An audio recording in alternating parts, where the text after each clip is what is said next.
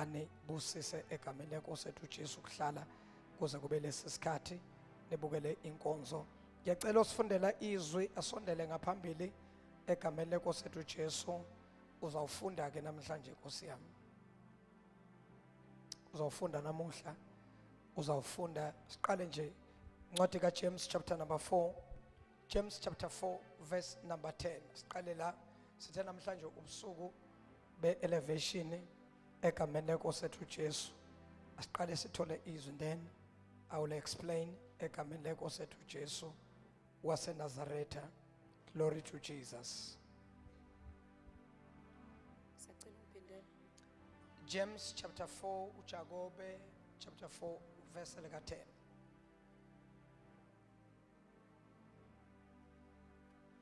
Incwadi kaJakobe chapter 4 verse 10. Zithobeni ebusweni benkosi, khona iyakuniphakamisa. Zithobeni ebusweni benkosi, khona inkosi iyakuniphakamisa. Ningahlebani bazalwane.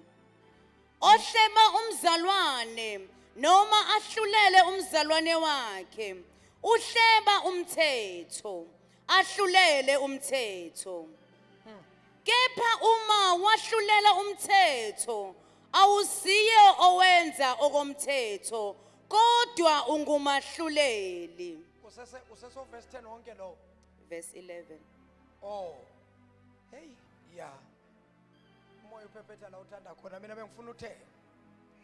Verse 10. Bengifuna libe linye nje uverse number 10. Ngiphindela uverse number 10. Zithobeni ebusweni benkosi. Zithobeni ebusweni benkosi. Khona iyakuniphakamisa. Khona inkosi iyakuniphakamisa. Amen. Hebrews 13 verse number 17.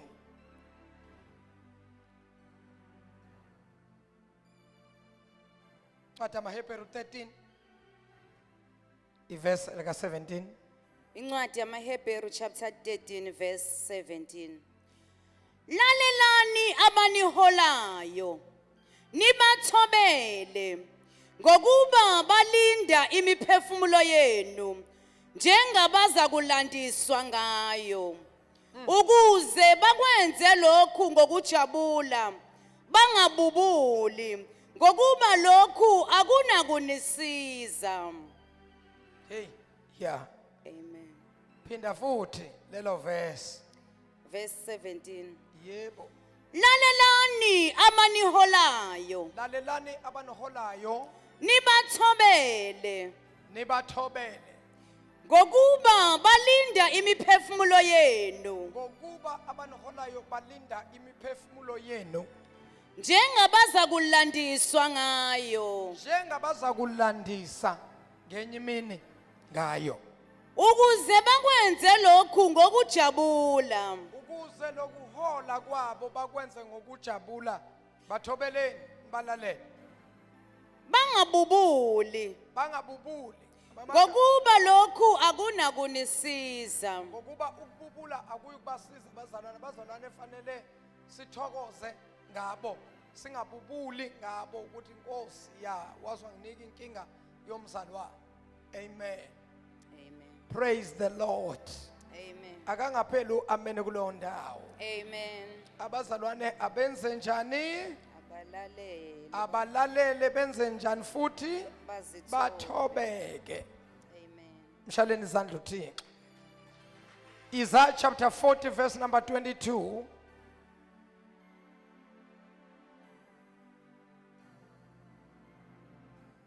Ikhuluma nge-elevation. Incwadi kaIsaiah chapter 40 verse 22. Yes. Nguye ohlezi esiyingelezini somhlaba. Nguye ohlezi esiyengelezini somhlaba. Abakhile kuwo banjengezintethe. Abakhile kuwo umhlaba bona banjengezintethe. Noweneka izulu njengendwangu. Noweneka izulu njengendwangu. Alelule njengetende. Alelule njengetende. ukuba kuhlalwe kulo. ukuba kuhlalwe kulona. Jesus. Genesis 2 verse 7. Incwadi kaGenesis chapter 2 verse 7. Yeah. uJehova uNkulunkulu wambumba umuntu ngomhlabathi. uJehova uNkulunkulu wabumba umuntu ngomhlabathi, Waphefumulela emakhaleni akhe umoya wokuphila. waphefumulela emakhaleni akhe umoya wokuphila.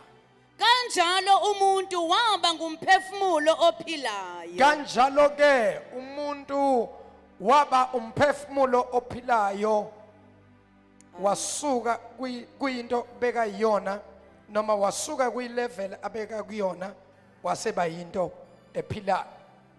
Thathe lokugcina Daniel chapter 6 verse number 25 to verse number 28. Daniel 6 verse 25 to verse number 28. Incwadi kaDaniel chapter 6 verse 25. uDariyu inkosi wayeselobela bonke abantu nezizwe nezilimi ezikhona emhlabeni wonke ukuthi ukuthula makwande kinina. Ngenza isiyalezo ukuba ekubuseni konke kombuso wami abantu bathuthumele besabe phambi kukaNkulunkulu kaDaniel. Ngokuba unguNkulunkulu ophilayo. Ngokuba unguNkulunkulu ophilayo. Umi kuze kube phakade. Umi kuze kube phakade uNkulunkulu wethu. Nombuso wakhe yiwo ongoya kuchithwa. Nombuso wakhe futhi iwona ongayi kuchithwa. Nokubusa kwakhe kuyakuma kuze kube sekupheleni. Nokubusa kwakhe kuyokuma kuze kube sekupheleni. Amen. Amen. God bless. Amen. Ungahlala phansi swami. Ngiyacela bazalwane ningiphe indlebe. Sethe namhlanje ubusuku be-elevation number 1 asiqaleni ku-elevation. What is elevation? Elevation is when elevation is the action of being raised or of being raised to the higher or to the highest position. Elevation is when you are changed from kwi level okuyona ubekwe to another level.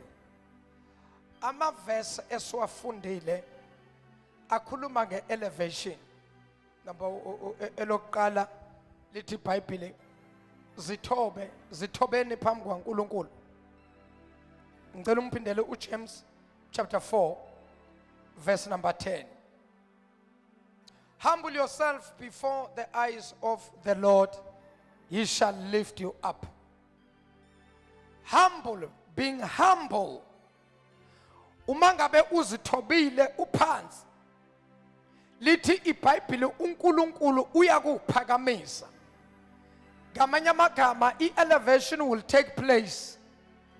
Uma ngabe bozithobile ulapha, uNkulunkulu uyakuphakamisa akubeke phezulu. Abantu abaningi babanjwa nje into encane. Ukungakwazi ukwehla. Ukungakwazi ukuzehlisa.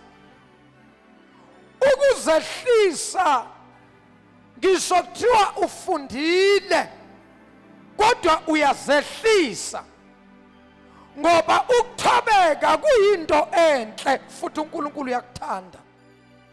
Now lithi iBhayibheli uma sizithoba sizehlisa yena uyakusiphakamisa. I-elevation uma seyifikile kumuntu uyasuswa kwiposition akuyona abekwe kwenye position. Uyasuswa kwisimo abephila ngaphansi kwaso abekwe kwesinye isimo.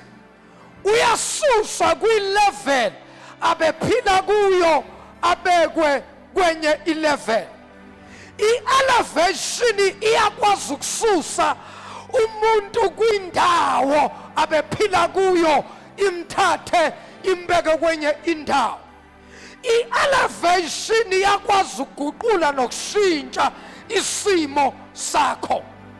Uma ngabe uNkulunkulu elevator abantu noma emsebenzini la usebenza khona, uma bakususa kule level lebo iphethe noma le level obokuyona bakubeke kwilevel engaphezulu, kusuke kunguNkulunkulu lowo, ngoba abantu ngeke baze bakususe endaweni okuyo bakubeke endaweni ephezulu. Umuntu unento yokuthi njalo umuntu owenza into fanele amcekele noma amdonsele phansi, kodwa uNkulunkulu uyakwazi ukuthi abantu bathi bekudonsela phansi yena akuthathe akuphakamise. uNkulunkulu uyakwazi ukumelana nabantu abakwehlisayo, bakwehlise bona bakudowngrade, kodwa uNkulunkulu yena akuthatha akuphakamise. Angazi noma iyezwakala lento engisho bazalwane. uNkulunkulu akafani nomuntu. uNkulunkulu abantu lesikhathi bona bakudonsela phansi, uNkulunkulu yena uyakukhuphula. Lalelani, kunabantu la uSathane isitha sibasebenzisile ukuthi bakudonsele phansi. Umndeni wakini bawudonsela phansi, nawe bakudonsela phansi, kodwa isikhathi sokuthi umndeni wakini uphakame manje, isikhathi sokuthi nawe uphakame manje sesifikile. And this is the time. Uthi uNkulunkulu namhlanje ebusuku ngizotshela abantu ukuthi lo busuku banamhlanje ubusuku be-elevation. Ngamanye amagama wonke umuntu la fanele ayibuke ilevel akuyo, ngoba ilevel yakho soon izoshintshwa. Emsebenzini la usebenza khona bayoze bathi wenza ngani. Kukhona abantu engibabonayo kwelikamoya, ngibona uNkulunkulu mina eba-elevator ebabeka ngaphezulu. Ngibona abantu bahlangana babuzana ngawe, bathi lona yena why, wenzeni lo, what's so special about lo. Abazi ukuthi lento wena njengoba usususwe kule level wabekwa kule ya level le, uNkulunkulu wenza lokhu. Hey Nkosi yami, akwathi elevate me Lord. Come on, baza, say elevate me Lord. Yabona basekufike i-elevation kaNkulunkulu. Angimazi uNkulunkulu mina ukuthi usebenza kanjani. Yafika i-elevation kaNkulunkulu kuDavide elusa umhlambi enuka ubulongwe. Yafika i-elevation kaNkulunkulu kumfana bengazi lutho. Yafika i-elevation yambeka phezulu esihlalweni sobukhosi. Umuntu ongazange afundiswe, umuntu ongazange enze lutho, owayengumalusi nje, kodwa kwathi nasekufika i-elevation kaNkulunkulu wamthatha uThixo. Obhuti bakhe bangaphambili kunaye, yena semumva le, kodwa kwathi nakufika i-elevation yabajampa bobhuti bakhe, yamthatha yambeka phezulu. I don't know ukuthi ubani lo engikhuluma ngaye namhlanje ebusuku. Ngithi mina lindela, ngoba la ukhona le position ayiphethe uyobhekwa, uyothathwa, ubekwe ngaphezulu. Babuzane bodwa bathi wenze njani lo. Mase kufika uNkulunkulu bazalwane, izinto ziyashintsha. Abantu bathola amaposition abangawadeserve, abantu baphatha amaposition abangawadeserve. Yini indaba mase kufika uThixo abantu badriver izinto abangayideserve. Mase kufika uNkulunkulu abantu bahlala emizini abangayideserve. Mase kufika uThixo abantu baphatha imali abangadeserve ukuyiphatha. Yini indaba elevation makhe kunabantu abahlala emalokishini la, kodwa ngibona uNkulunkulu elevation uyabathatha ubabeka emhlanga, uyabathatha ubabeka koBhalito, uyabathatha hayi kodwa Nkosi yami Jesu ubabeka endaweni ephezulu. Yini indaba? I-elevation kaThixo masafikile uThixo isimo somuntu siyashintsha. Awuthinta ababili abathathu uthi make get ready, get ready, get ready, get ready. Elevation is coming. Angikwazi ukuthi udrive ni manje, angikwazi ukuthi uhlala phi manje, angikwazi ukuthi usebenza emsebenzi muni manje, but the elevation is coming. Elevation is coming. I don't know how is your status manje, but the elevation is coming. Your status is about to change. Your status mindako. Ngibona mina uNkulunkulu elevate abantu. Ngibona uphakama. Bathi abantu uyahlanya lo, uyayihlanyisa lo. Basuhe. Yazi abantu kunabantu ozosuka phambi kwabo bacabanga ukuthi uyahlanya, kanti abazi ukuthi uNkulunkulu seka-elevatile. Kunabantu abazothi uyenzani lo, uyayihlanyisa lo, abayi kwabazalwane, kanti abazi ukuthi sekufike isikhathi sikaNkulunkulu.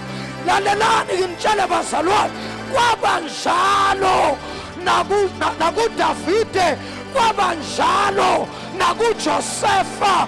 Indaba ibukelwa phansi, alibela phupha kwathiwa hayi wena uyadina ngalamaphupho akho, hayi uyasidina mina ngalokhu usitshela ngalamaphupho. Alibela uJosefa, yazi bafowethu ngiphuphile and kule phupho, but ungasitsheni sesikhatheni. Alibela phupha nawe manje yabatshela abantu ukuthi ngizosuka elokishini. Bayahleka abantu akubona ngathi uyisithutha, kanti hey kunala uyakhona. Elevation is coming. God is gonna elevate you. God is gonna turn your life around. God is gonna change you. But I am ready, I am ready, I am ready. I am ready. I'm ready. I'm ready for elevation. I want to elevate me, Lord. Elevate me, Jesus. Take me to another level of grace. Take me to another level of favor. Ababusa nebotwa ekwangathi nalabathakathi laba ababophinto zakho, abafalinto zakho, kwangathi uNkulunkulu angaku-elevator laba bebakubukela phansi bese kuba uwe phezulu ubabukele lapha. Hayi kodwa Nkosi yami Jesu, ngiyamazi uNkulunkulu eshintsha impilo yomuntu, ngiyamazi uNkulunkulu ephakamisa umuntu bekadelelekile, umuntu bekabukelwa phansi, kodwa nasekufike isikhathi se-elevation kaThixo. Masekufike isikhathi uNkulunkulu uthatha kubeke phezulu, udle neyikhulu, udle ilanji neyikhulu, udle isapha neyikhulu.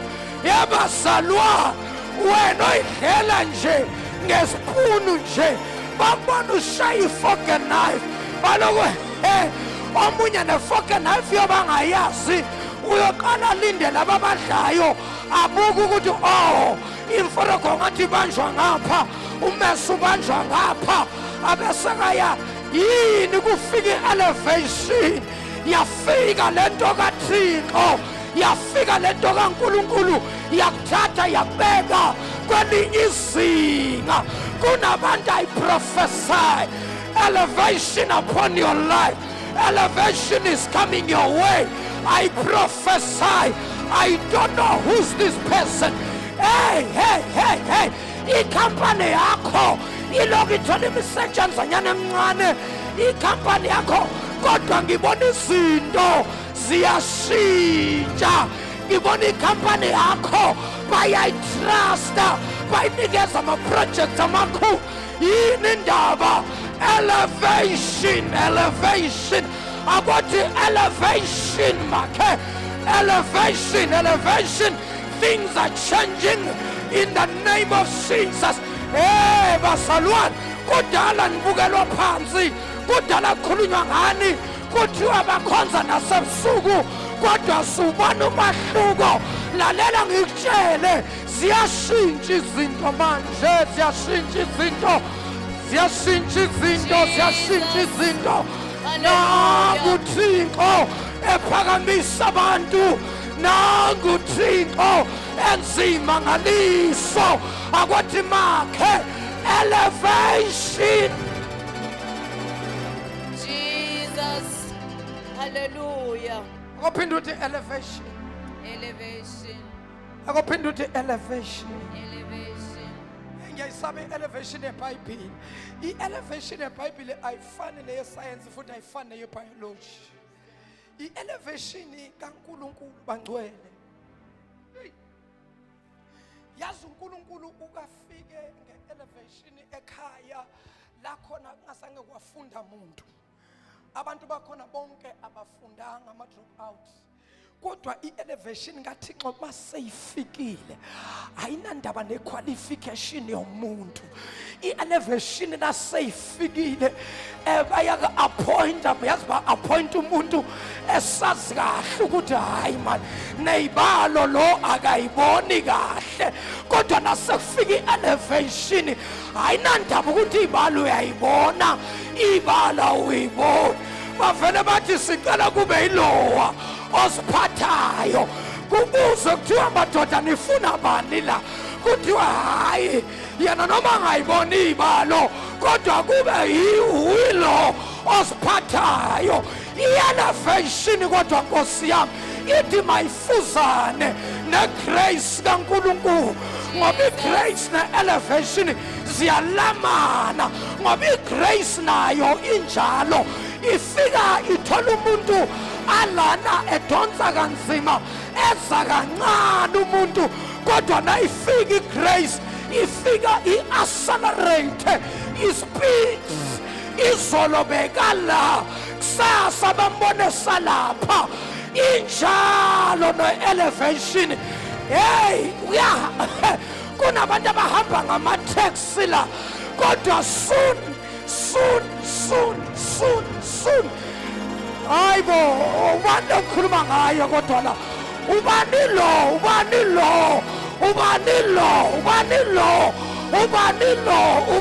lo? Your car is coming. Abophinda uthi elevation. Hey. Indaba yama-taxi, indaba yo-Uber iyaphela. Uzoba behind the wheel, kudala u-Uber, kudala ukhomba phezulu, iyaphela.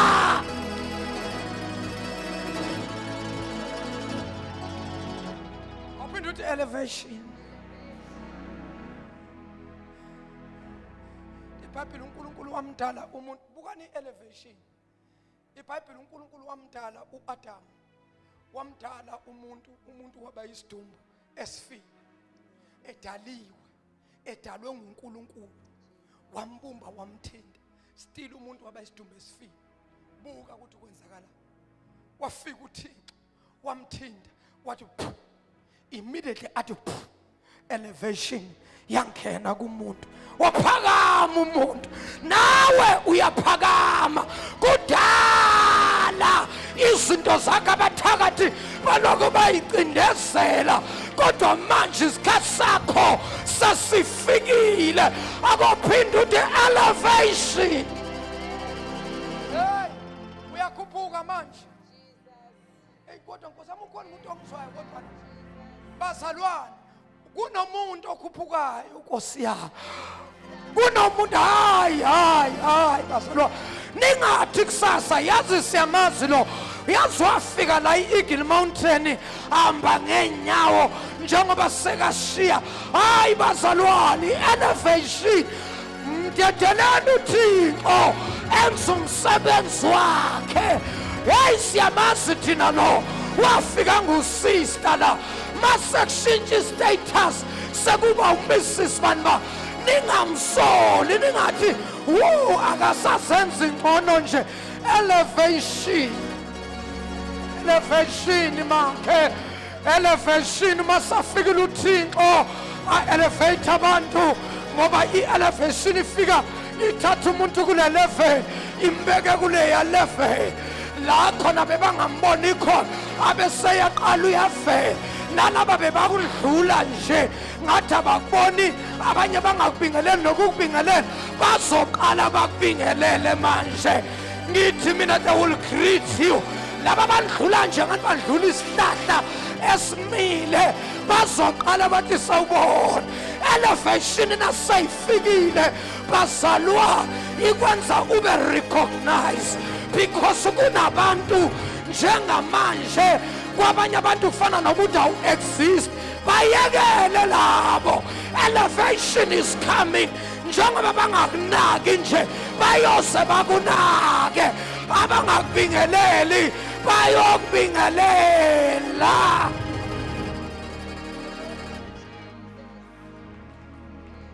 Akuphinda uthi makhe elevation.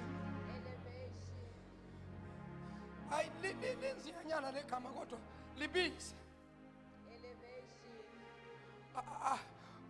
Ungathi libize ithi elevation. Ya ngoba mawulibiza kancane lelo lizokusaba. Lifuna ulibize kakhulu uthi elevation. Hayi ngoba siyazwakala kodwa lento engisho.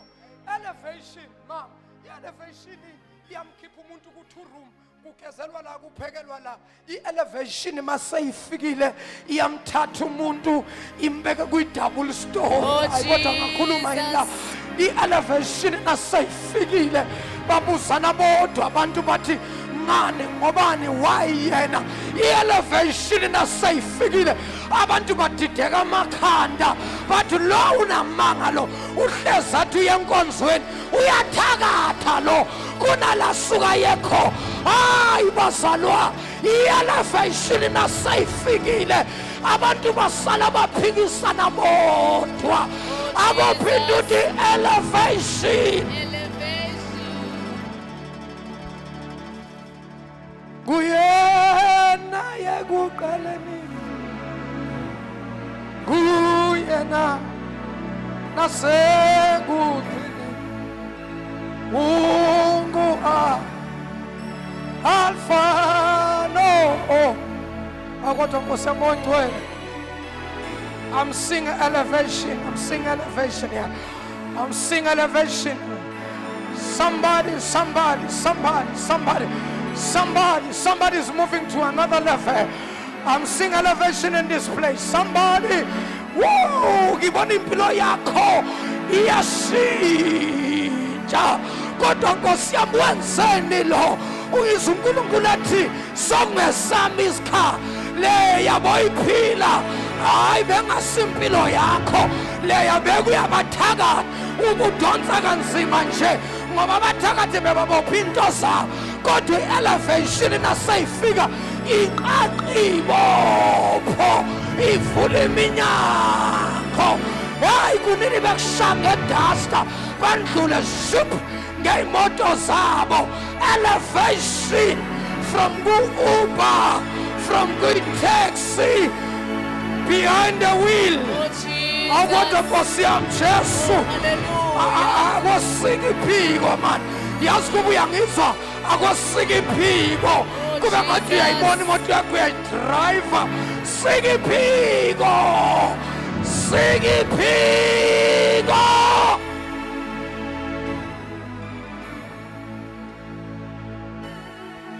Khona somebody phakathi kwethu.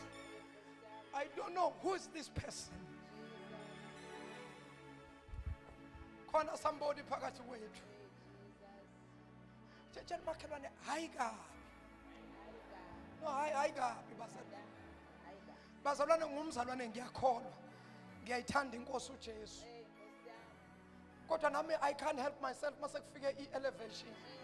Ningathi yazi hayi bazalwane. Phinde futhi uthi makhe hayi kabi.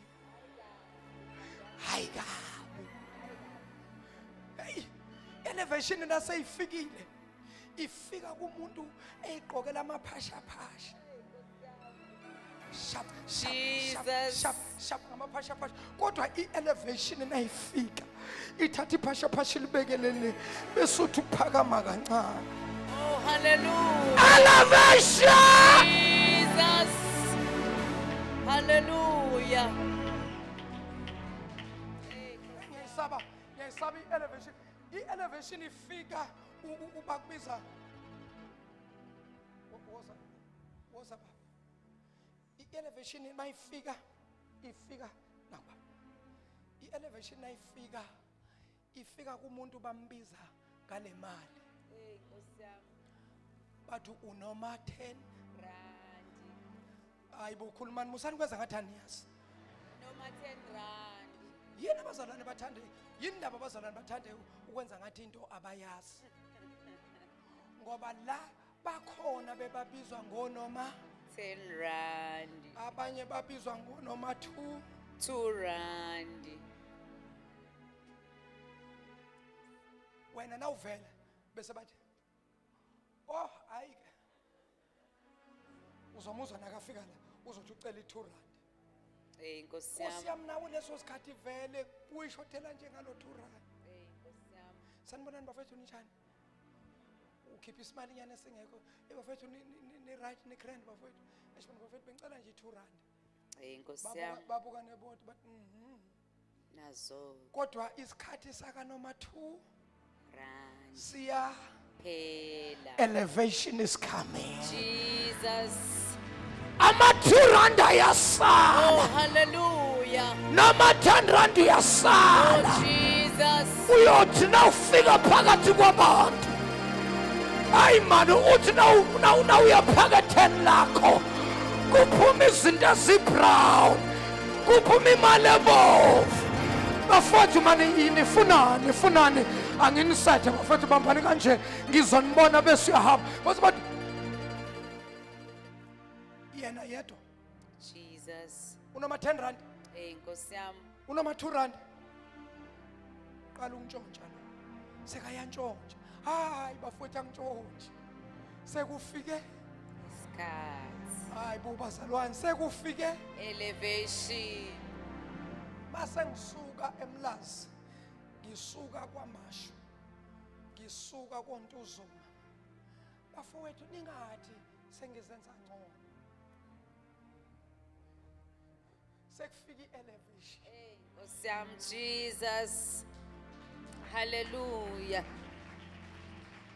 Umuntu mawusuka eWestville uyabona la masabab lawa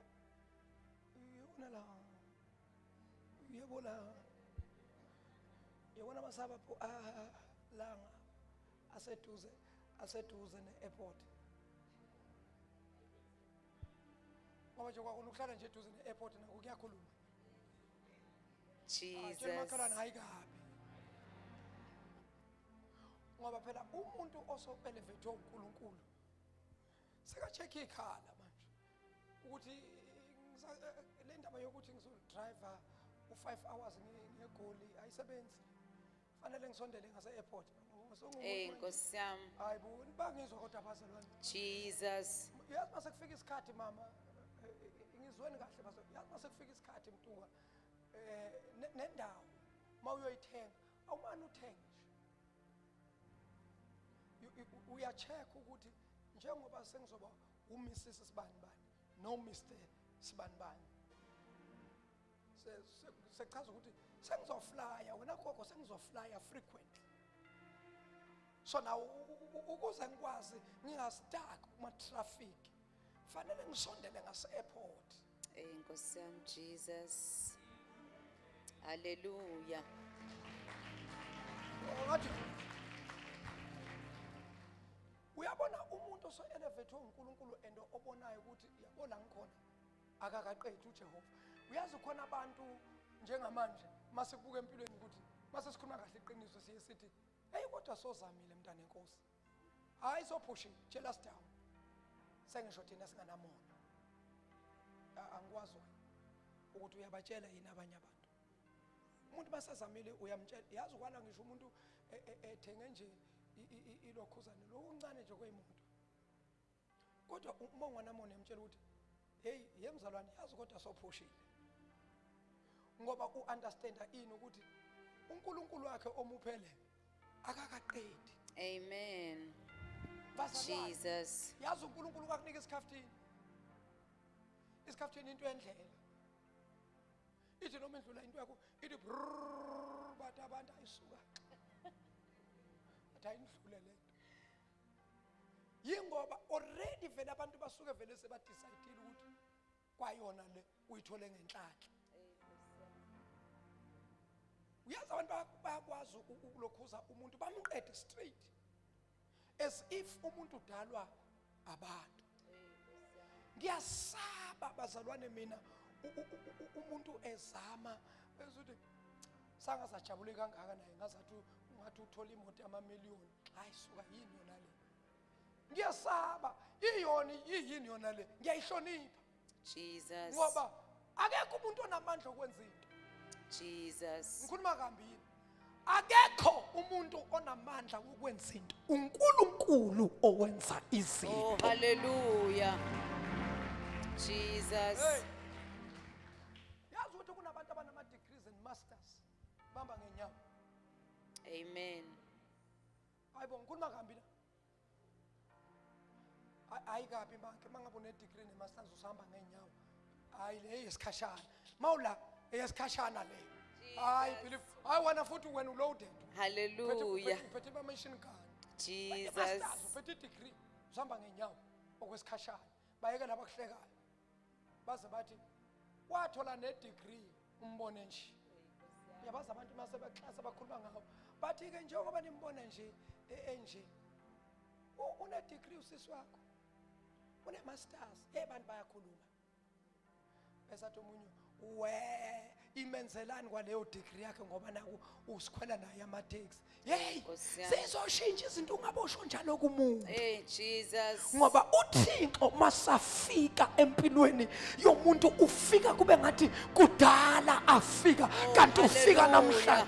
Yazi kunabantu abazoshintsha ngalendlela le yokuthi masihlangana sidibana nawe ema-malls kuba ngazathi vele wena kudala uNeymar kanti imali uyithola izo.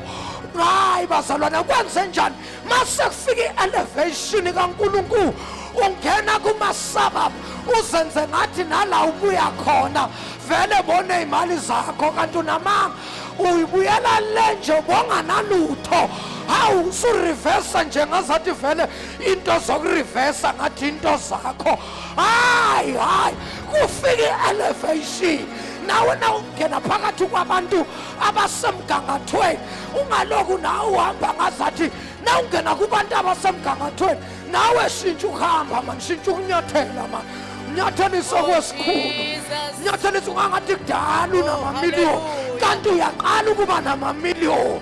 Hey uthi na ungena uyaqala nokuthenga imoto wenze ngazathi kudala udrive kanti hey uqabu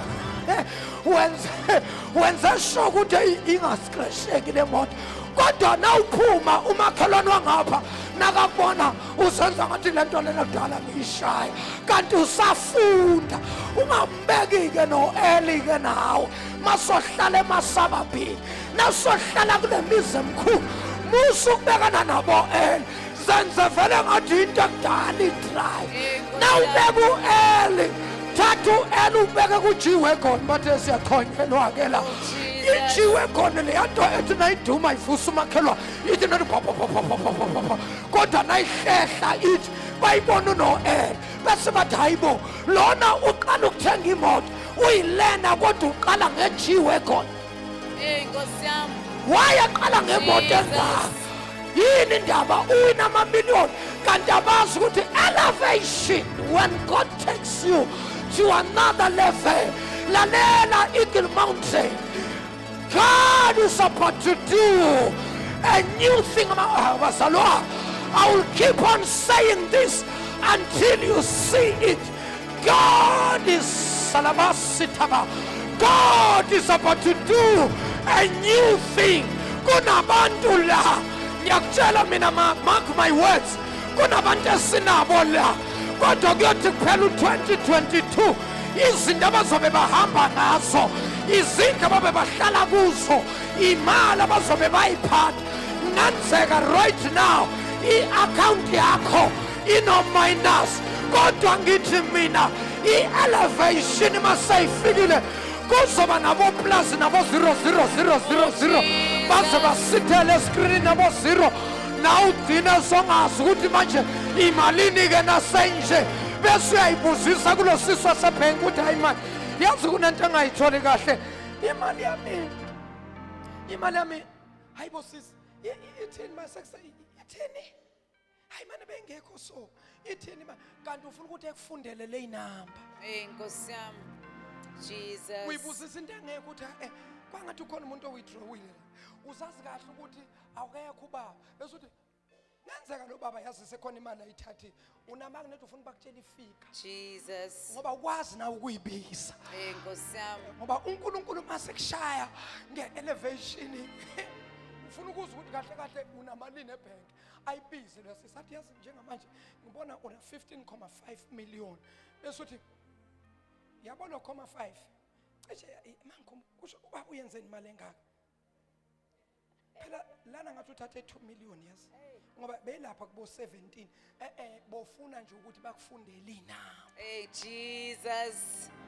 waba nemali Hallelujah. kodwa Nkosi yami baba ngizwa waba nemali ube nemali kodwa ungakwazi ukubiza amafika ayo Nkosi yami.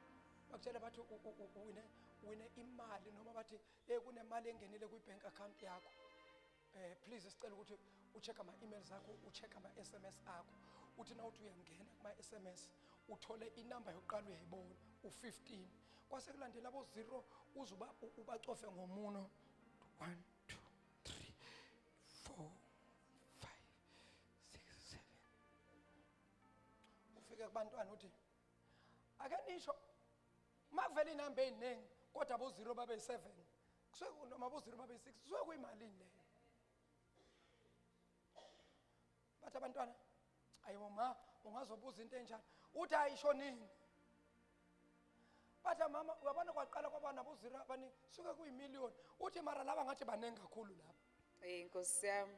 usaba ngisho ukubabonisa uthi hayi laba baningi hayi kodwa ke manithi amamiliyoni hayi kulungileke usaba ukubabonisa ngoba kwawena izibalo manje ziyakushaya Jesus. uma uNkulunkulu esefikile bangcwele lo simhlalela la ubusuku bonke every Friday asihlaleli umuntu sihlalela uNkulunkulu Oh every Jesus. time nawuzala lindela noma ngabe yini Oh, hallelujah. ngoba uNkulunkulu angakwenzela umhlolo uNkulunkulu angakwenzela isimangaliso Jesus.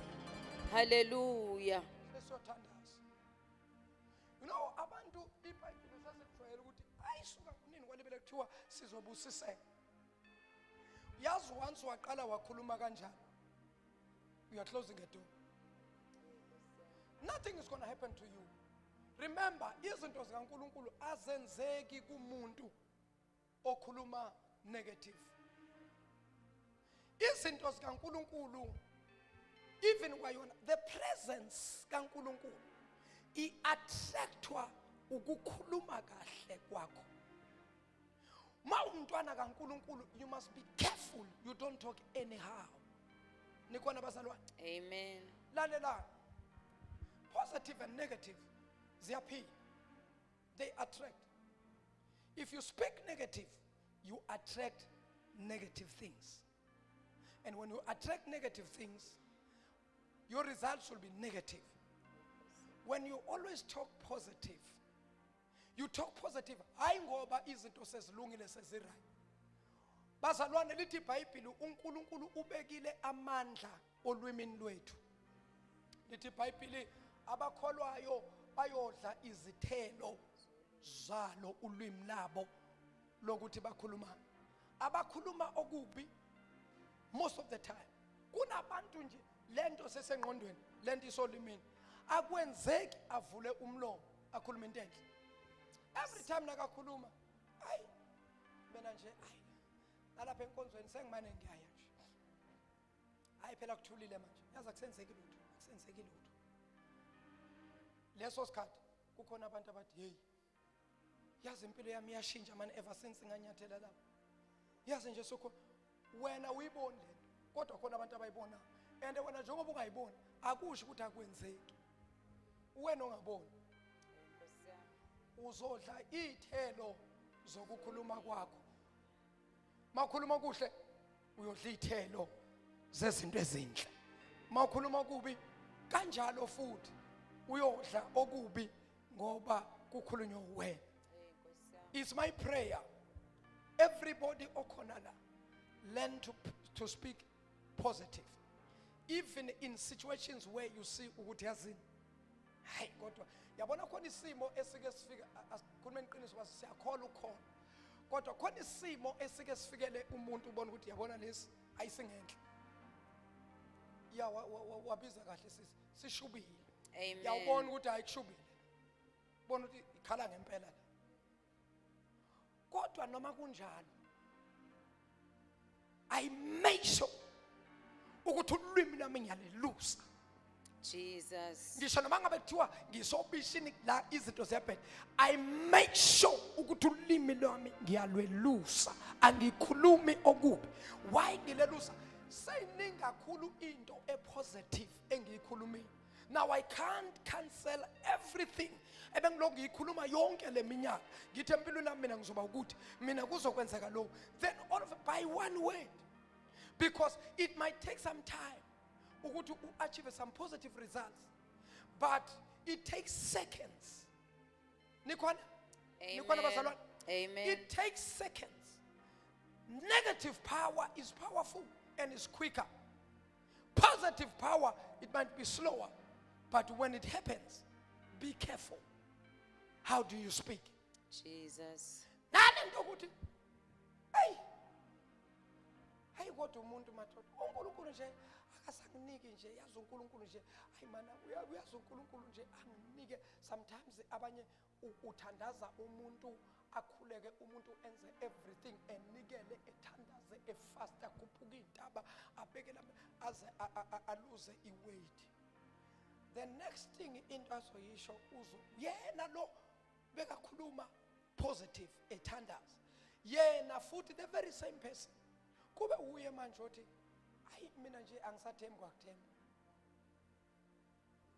hayi mina futhi ngikusho kahle sesiyazi ayikho into engayenzanga mina sisungibona nje ngenze konke mina ngizilile ngacela kuNkulunkulu ngafasta nganikela ayikho into engayenzanga kodwa mina uNkulunkulu akakangenzele lutho kanti mina ngenza hayi never say those words never say those words because ukhansela lento obusuyakhile Amen. ngikhuluma kahle la Amen. ngikhuluma kahle Amen. bazalwane bambani there is power in your tongue anything that you speak with your own tongue it shall bear fruit nekhona Amen. aningizwanga ke manje yonke into oyikhuluma ngolwimi lakho izothela ithelo Amen. Jesus. mangabe ukhuluma izinto ezinegative every time kanti before uke wakhuluma izinto ezipositive waba nokholo kwathiwa kukhona okuzokwenzeka wena lindela kwena uNkulunkulu uzokwenzela wakholwa kwahamba isikhathi kwangenzeki never lose hope never lose your faith ngoba ukuthi kuthatha isikhathi akusho ukuthi akuyikwenzeka bazalwane some of us we are slow walkers but the thing is yabo a slow walker akafani nomuntu omile I might be slowly but the truth of the matter is I'm walking though I'm Hallelujah. walking slow Jesus. but I'm not like a person who's standing no there's a difference between me nomuntu omile ngisho noma ngathi ipace yami ngihamba kancane nalo omile nje ngithatha isikhathi ukundlulana kuye naye azasho ukuthi kuyafana lona nanguselana manje kodwa umahluko ukuthi angimile ngiyahamba. You might be slow in receiving your things, but the truth of the matter is you are not standing. Jesus. Awumanga. Amen. No, awumanga. Yebo ipace ohamba ngayo is slowly. Kodwa iqiniso ukuthi uyahamba. Jesus. Ngihamba kancane kodwa kusalayo ngiyahamba. Jesus. Sizofika isikhathi se-acceleration athi uNkulunkulu. Now is the time. Acceleration. Ubone kuhambeka. Hayibo. Nangu. Na wabona umuntu osehlezi isikhathi eside kakhulu kwenzeka imiracle kuye. Mayeqala ukuhamba, mayephakama. Nena umbona ukuthi wenza njani? Uyazibona ukuthi okay ngiphakeme. Azibona ukuthi uyahamba. Kodwa inkinga manje uyesaba. Akithi akasakujwayelanga. Nkosi yami. Uhamba kancane ngapha ufuna ukubhalansa, ufuna ukubambezela. Yabo. Kodwa kuye abona ukuthi hayibo naku kuhambeka athi asuka bese yahamba. Bese yaqala manje athi hawu ngaze ngahamba agcine segijima. Jesus. Kunjalo kumzalwane othandazayo othemba uNkulunkulu ngaso sonke isikhathi akhumbuze uNkulunkulu athi baba ngomunye unyaka ngake ngacela into ukuthi baba ngisayilindile. Nkosi yami. Why fanele usho njalo kuNkulunkulu uthi uNkulunkulu ngikhumbuzeni kusho uNkulunkulu uthi remind me. Jesus. And le verse lithi remind me akusho ukuthi uNkulunkulu ukhohlile kepha lifuna yothanga amagama uNkulunkulu ufuna ukuthi wena uphinde ukhulume le yanto owake wayikhuluma. Amen. Ngoba bazalwane izinto ukuze zenzeke bamba lelizwi leli lencwadi mawayithatha uyilahle lapho wonke umuntu angayibona ukuthi okay iBhayibheli afunde mayiqede naye angasiboni isidingo sokuthi hambe na avela ilahle. But kumuntu owazi uNkulunkulu mayihlangana nale ncwadi uyayithatha ayifunde bese cabanga iverse abekhuleka ngalo abesethi hey le Bible ayiwandi ukuthi amapage ala asaphelele ake ngibheke iverse lami mawungakabi neverse lakho ungumzalwane usenkingeni. Nkosi yami. Umzalwane nomzalwane fanele beneverse lakhe aziyo ukuthi yabona mase ngiquote leli noNkulunkulu uyangazi mase ngibize leli awubuza makhelwane ubani iverse lakho lithini iverse lakho ngithi uyabona inkinga kunabantu abanganayo amavesi abo. Kunabantu abanganayo amavesi abo. Jesus. Amavesi angaka eBhayibhelini. Nkosi yami. The Lord is my shepherd. Jesus. I shall not want. That's my verse. I can do all things through Christ who strengthens me. No weapon formed against me. Angilishiyi ngisho noma any prayer engiyenza nake nangizwa ngithandaza ngingasho ukuthi no weapon. Ngisho noma ngivuse ebuthongweni ngizothandaza ukuthandaza kodwa ngeke ngikushilo ukuthi no weapon formed against me. Sekwaze kwa register. Uno lelo verse elithi no weapon formed selize la register engqondweni yami kuma veins ami kwi-system yami. Automatically noma bengafuni ukuthi no weapon automatically iyazizela. Jesus. Ikwi-system ye prayer yami. Oh hallelujah. Aningizwanga mosmanje. Jesus. Kunomthandazo othi na wenza awuqedi ukuthandaza ungayishongo leyo nto. Uyathandaza ukuthandaza kodwa kunento nje oyishoyo kulomkhulu awuqedi umkhuleko wakho ungayishongo leyo nto. Jesus. Momzalwane fanele kube njalo. Ngoba leyo nto that you always mention in your prayer, it gives you the identity ukuthi who you are. Nkosi. Izulu liyazi ukuthi mangaka khona umuntu othandazayo phakathi komkhuleko wakhe wathi no weapon formed sekaziwe ezulwini ukuthi ushabalala ke lo. Jesus. Sekuyinto yami izulu lingi-identify ngalento manje wena uthandaza udlabhaze umkhuleko wenza izolo namhlanje wenza omunye kusasa wenza omunye kusasa mzalwane kune prayer oyenzayo noma ingeke ifane neyayizolo kodwa kuba khona lento oyimentionayo. Oh Jesus. Hallelujah.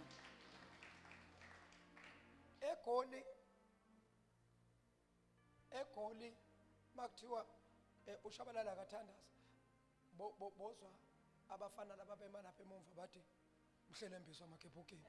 Jesus. Oh hallelujah. Nakuthiwa nje sizocela umfundisi Shabalala azothandaza uzozizwa lensizwe ezima lapha emuva zithi awu mhlelembiswa makhephukhephu. Bayazi ngenqeda ukuthandaza angasho ukuthi wena ohlelembisa makhephukhephu. Oh hallelujah. Jesus. You must have something that touches God in your prayer.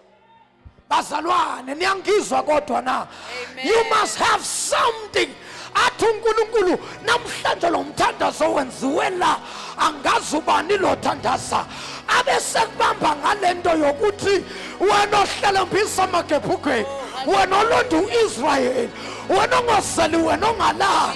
Hayi bazalwa kumele kube khona into ezosho uzibani banike lo. Nkosi yami. Jesus. Identity in your prayer. Abantu abadala kuqala babengasizona ihula mabethandaza. Kube khona into belokhu beyiphinde njalo. Mawuthiwa sicela umama uzibanibani ezosikhulekela ngaphambili. Sesiyazi ukuthi ngeke uqede umkhuleko umama uzibanibani angakathi. I-identity yakhe Nkosi yami. kuyiprayer. Jesus. Yabona ukuthi kubukeka kuyinto nje elula enganakekile kodwa izulu liyayinaka. Hallelujah. Akuthi elevation. Akuthi elevation. You see elevation. Kodwa Nkosi yami ngiyayisaba elevation. Ngiyayisaba bazalwane. From July ngicela ukuthi nibuyele emuva. From the month of July, especially from July.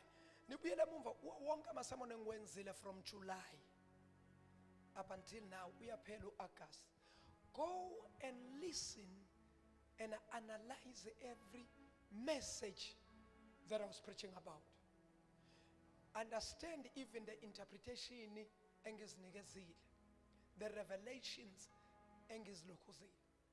Because if you won't put this thing together, it's going to be so difficult for you to receive your breakthrough. Nkosi yami. Because uNkulunkulu makahamba nomuntu uyakhuluma naye. I'm prepared. I'm lungisa. Nikhona bazalwane? Amen. Mawuhamba noThixo, mawuhamba noNkulunkulu. Kukhona ikhadi iza babunda wozala. Mawuhamba noNkulunkulu. Ijeni esikuyo. Mawuhamba noThixo. Number 1, kufanele umtrust. Jesus. And uNkulunkulu awuzi ukumtrusta ezimweni ezikhanyayo. uThixo umtrusta even nakuyisimo la ubona khona ukuthi yeyibo kumnyama la. Nkosi yami. Kodwa unento yokuthi kodwa Nkosi wena ubungeke ungilahle. Ngeke uhambe nami ibanga elingaka uzongilahla la ebumnyameni obuso. Lalelani nje muhamba noNkulunkulu. Mawuhamba noThixo usengubhebi enkosini. Usengumntwana kwiChristianity yakho. Your Christianity walk muhamba noNkulunkulu. uNkulunkulu muhamba naye uyakuzwisa ukuthi ukhona. Uloke nje kuthasha ethi fear not ngikhona. Nkosi yami. Abesethi uThixo hamba. Kuba wena uhamba ahambe emva kwakho. Kodwa makuzovela izimpi ezinkulu kunawo uNkulunkulu uyayathi Jesus. hlala emva kwakho. Hlala emva kwakho. Jesus. Akwenzeki. Akekho noyedwa umzalwane uNkulunkulu aphisana ngayo. Athi hayi ndoda nawe usozoyibona ukuthi uphuma akekho. Akekho. Nkosi yami. Akekho. Nethi yithi esingalaleli. Jesus. Umuhamba noNkulunkulu. Kunesikhathi la uhamba noThixo. uzozwela ubumnandi bokuhamba naye. Kuhle kwababa ehamba nendodana yakhe. Ya son, ya my son. Ya my son. Ndawo khuluma man. You are my son. Ya my son. Yes dad. Ya son. Ya son. Yeah. Yes dad. Babu Ndawo. Nginawe shaqa namuhla. Akayikhale ndawo. Jesus. Angazi namhlanje bamndawo ukuthi uNkulunkulu wenza. Nkosi yami. Angizukwenza i-demonstration ngawe. Uma iqeda uNkulunkulu angenzi lutho. Jesus. Khonakali. Nkosi yami. Khonakali. Mangenza i-demonstration ngawe. Uhlala wazi khona into ezokwenza. Nkosi yami. Manje nina mangenza i-demonstration yangibaleka kanti anazi ukuthi nibalekani. Jesus. Khona isikhathi sokuhamba noNkulunkulu. Umuzwe. Yazi umna hey futhi leso sikhathi asive simnandi wonke umzalwane. Hey kunesikhathi sokuhamba noNkulunkulu. Yebo bazalwane, ngisho mina nje usaqala nje umkhuleko usathi baba wethu osezulwini egameni lenkosi ethu uJesu. Hawu ungakayindawo nangu moya ngcwele sekayehle. Nkosi Hawu yami. uzizwe sothi Jesus. igama lika Jesu. Ngegama lika Jesu hawu sengiyakhala. Hayi kwehle into yasemazulwini. Hallelujah. Ngamanye amagama usuke close kakhulu kunawe ngaleso sikhathi. Ngoba uNkulunkulu lesikhathi useso ubhebi ekholweni uba seduze nawe. Ngoba ufuna ukufundisa izindlela zokuhamba ekukholweni. Jesus. Kodwa kukhona isikhathi ngoba the more akufundisa fanele ufunde. Bazalwane into eyangisiza ngesikhathi iqeda ukusindiswa ngafaka ama-waterflower ama-paraglove bathi we into e2 months leyo hamba iphelele endleleni. Hey ngizwe ukuthi kodwa lento labantu abayishoyo ibhlungu kodwa ngaqina ngathi nami ngaqina inkani nje engekho ngingazi nokuthi lento kodwa ngempela izongisebenzela na. Uyabona ukhona ukuba nenkani kwesinye isikhathi ube nenkani ngento ongazi ukuthi izokusebenzela so manje udazi inkani ngoba bathe ikhona lento insindiso iyaphila nawe so manje udazi inkani kodwa uma usuwedwa ukuthi hey kodwa vele maze ngabhetha into zami lapha njengoba phela manje kuthiwa ndawo ngiyeke lokho ngiyeke nalokho yena mina lezi zinto bengiphila ngazo enezingisebenzela manje kuthiwa ngoba ngila ngikiyeke. What if leyo question ihleli khona baba? Nkosi yami. What if Jesus. masinyane futhi ngoba useduze noNkulunkulu ngaleso sikhathi masinyane umoya ngcwele ayirapha umoya ngcwele themba uNkulunkulu bese uthi hayi kodwa noma ngehlelwa noma ngabe yini ngiyamethemba uNkulunkulu bese uyahamba. Jesus. And kunento abazalwana abangayazi every test njengoba thina singafuni nje ukuvivinywa singafuni ukulingwa yabo sifuna ukuba abazalwane nje abazihambela nje yonke into ayihambi kanjalo ke insindisa ke ngitshela. Nkosi yami. Salvation there are two things. Salvation there is a test. Salvation there are trials. TT. Test, trials. Noma ungafasta every week. Test, trials uzozithola. Test zibuya kuNkulunkulu. Temptation, test zibuya kuNkulunkulu. Temptations, trials zibuya kuSatan. I was talking to another man of God, Izolo. Ngisukelwe uye futhi bengazi nokuthi ungumfundisi. Ngithi ashiye imoto. Sambeni ngebhasi. Zithi lezi mfundisi yababa siyofika nini ngithi ashiye imoto ke sikhweleni ibhasi. Sakhwela ibhasi. Jesus. Ngandlula ngawuhlala emumva ebackseat ngifike ngithola ubaba ohlele ngasekondweni ngafike ngambingelela ngahlala. Yahamba ibhasi aphuma ibhasi eGoli yaqala iconversation. Sesiyakhona uyena futhi oqala iqala. Uthi yazi bese discuss something in the book of Daniel about the ram and the goat. Ngithi mina by the way is that chapter 4 or chapter 6? Uthi no that's chapter 8. The book of Daniel. Ngithi oh yes. ngithatha ifoni hawu ngiyayi-check-a nevele uthi but manje ngixakwa ilokuthi yini le ram and the goat. Ngithi man, I remember I once did incwadi kaDaniel. Sesiyakhuluma. Ngithi ngifunde kakhulu incwadi kaDaniel. Ngifunde kakhulu leyo ncwadi. Because incwadi kaDaniel ikhuluma ngemibuso, iprofesi kahle kahle yona nje. Iprofesi yangalesi sikhathi. Hallelujah. Now ngithi uthi yini le ram and the goat? Ngithi mina if I remember, there is the interpretation go verse number 15. Uthi hayi ake siyi-check ngoba omunye umfundisi ungibusile about the ram and the goat. Siyi-check and that's it. And vele luckily ifoni yakhe inayo i-heading ethi the interpretation of the ram and the goat. Useyabuza-ke ukuthi yini le ram and the goat? Mina siyi-check interpretation. There's a prophecy and there's also interpretation yakhona. Sesiyakhuluma-ke nayi into efike yangithinta masikhuluma. Sifika kule part yama-test and trials. Kunento ayikhulumile lo baba uthintile umoya wami ngathi ya uNkulunkulu bazokhuluma nawe, he can use anyone. Nkosi yami, First time Jesus. angimazi siqala ukudibana nayi into engithintile ngalo baba. Uthi lo baba kahle kahle we are lacking knowledge and we don't have faith. Nkosi Uthi yami. yokugcina we are ignorant. Ngithi why are you saying so? Uthi ever since I've started to study iBhayibheli I have discovered ukuthi negative things normally lezi thina esithi zenziwa uSathane. Uthi I have discovered something ukuthi uNkulunkulu uyayisebenzisa le ndoda le. Nkosi yami. Ngithi hayi kahle mfundisi. Hayi awume kancane baba. uNkulunkulu uyasebenzisa uSathane.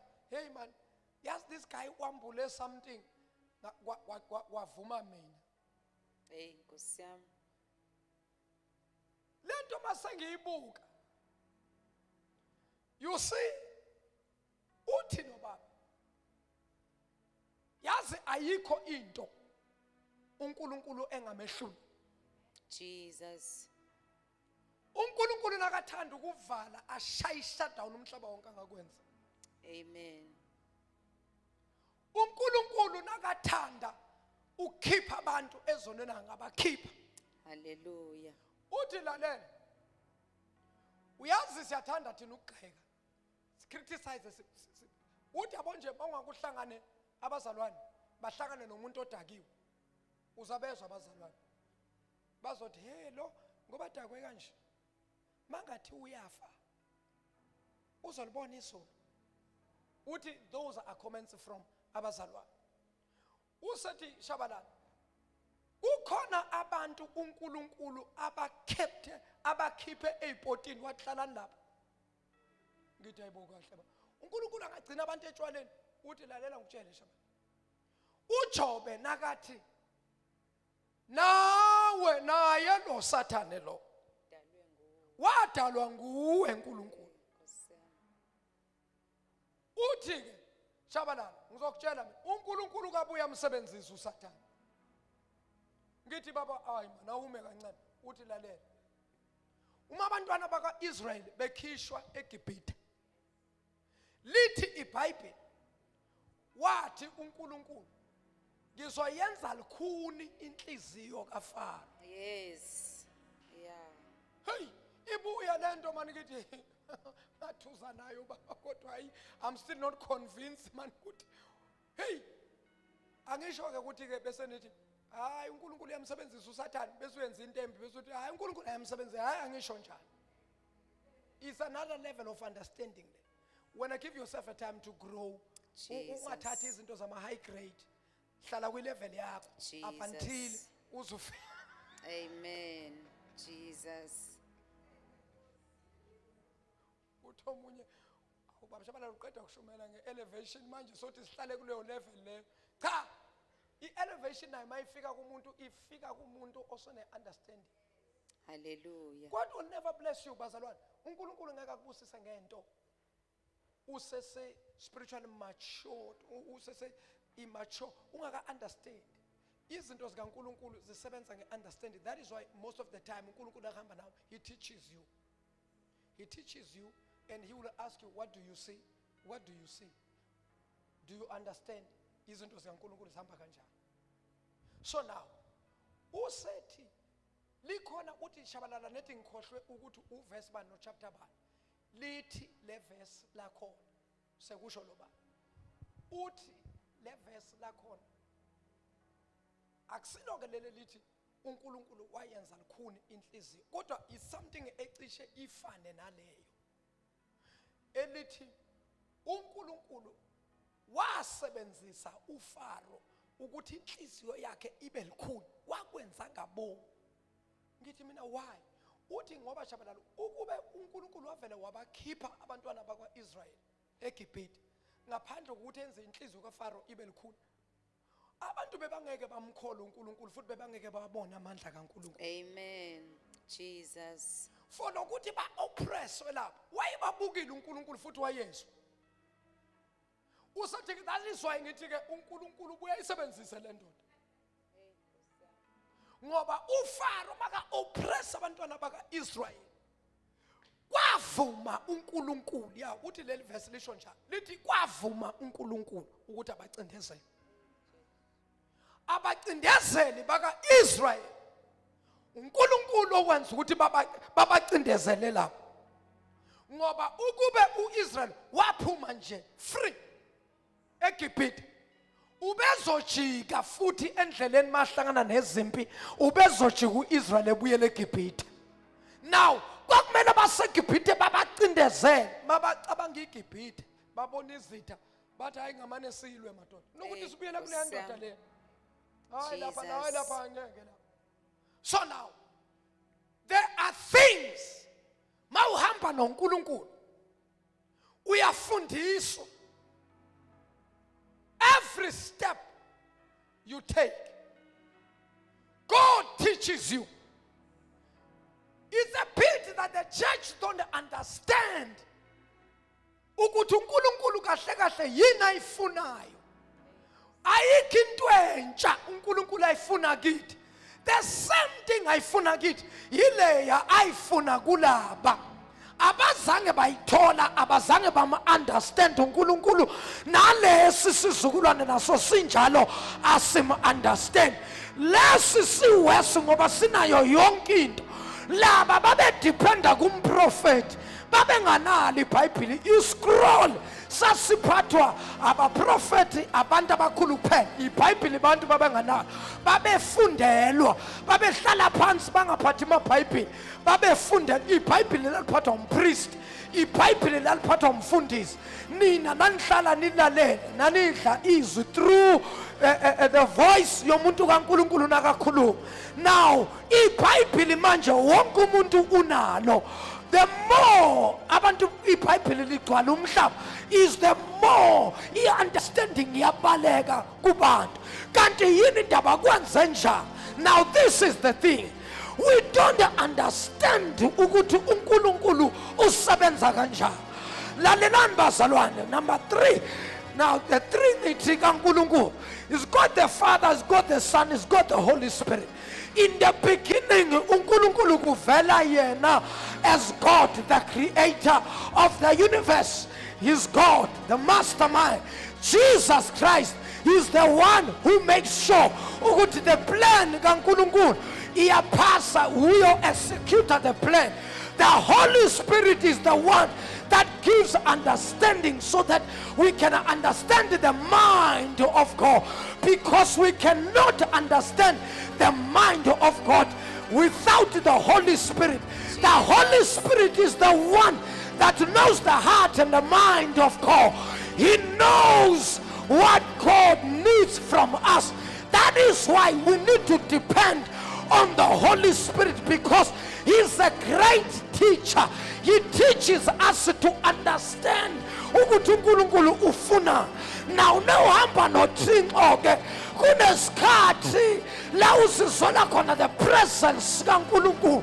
Uthi noma uhamba wedwa uhamba ngeenyawo sikuzo sothi rabasatha lamakhosaya uhamba wedwa kunesikhathi lo driver khona imoto yakho uhamba wedwa emotweni kufika nje something ethi thandaza bese uyaqala emotweni ribaka soto ribaba shikele bebeya randa masatha laba and now driver uthandaza amabhende amakhev awuboni nokuthi undlule nini ku ikhevo laziyo ukuthi lela khevo lela lishap kodwa na undlula uthandaza usemoyeni imoto nama ngazi ukuthi ibanjwa yini ngoba lela khevo lingozi yazi kunendawo ngingindlule ngithuke ukuthi hayibo sasina sindlule nini endaweni ukuthi ngoba ngiyayazi le ndawo sengiqaphelile ukuthi kule ndawo ngiyathanda angithandi kumele ngireduce ispeed kodwa mangake ngisike sandlula nje sithandaza imoto ivele nayo nje